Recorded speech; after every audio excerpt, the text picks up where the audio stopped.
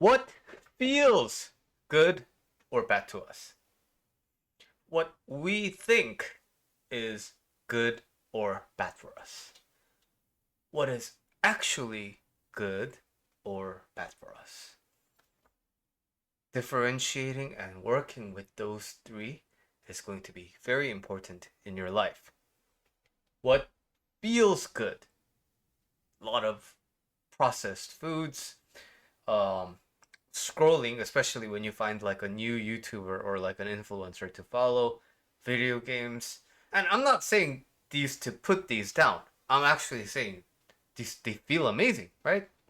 Um, drugs, masturbating, sex. These things feel good.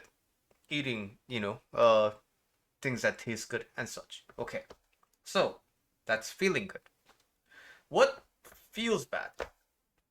Things hurting and feeling like I'm not progressing and feeling like I'm always a procrastinator and such. These are things that feel bad. I'm not doing the things that I feel like I should be doing and so on. So, but the feelings, do they actually define what is good for us and what is bad for us? Because sometimes we have things that feel amazing, but they're not necessarily good for us. We also have things that are feel horrible, but at the same time they're very good for us. That's one thing to keep in mind. And the second thing to keep in mind is thinking. I think if I do this, it's gonna be good for me. If I invest all my savings into Bitcoin like right now, it's probably a really good time. So you can have different degrees of rational thoughts behind it, but this is something you think is good. What you think is bad. If I change jobs right now, then I'm gonna lose out on the career that I have, uh, if I eat this today, then I don't know. Like, am I counting my macro carbs and so on? So we think some things are good for us. We think some things are bad for us. But are they actually good for us or are they actually bad for us? Those are things we need to keep in mind. But the last piece of a little bit of detail is there's no such thing as absolutely good. There's no such thing as absolutely bad. So if I told you, right, you're gonna let some people drug you and they're gonna cut you open and they're gonna do stuff to you, your body. So this sounds ridiculous, but if you need surgery, that's what you do, right?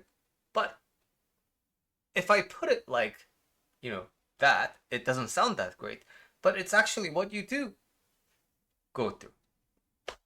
So anything that's like really bad can contextually be good in a different kind of a perspective. So there is no actual good or bad. There is no true good or bad.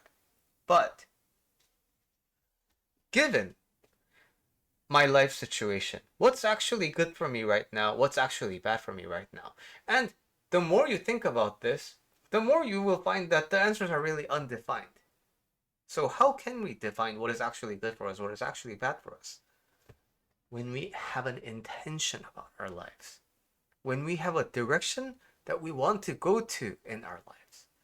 That way, we're not just thinking about the present, right?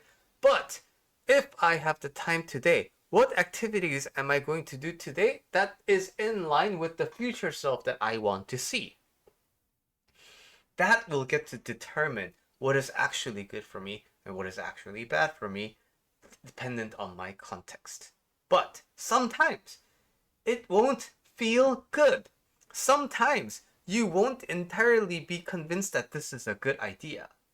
But the important thing is we have to overcome those doubts to be truly aligned to the ideals that we strive for because those ideals are actually good for us.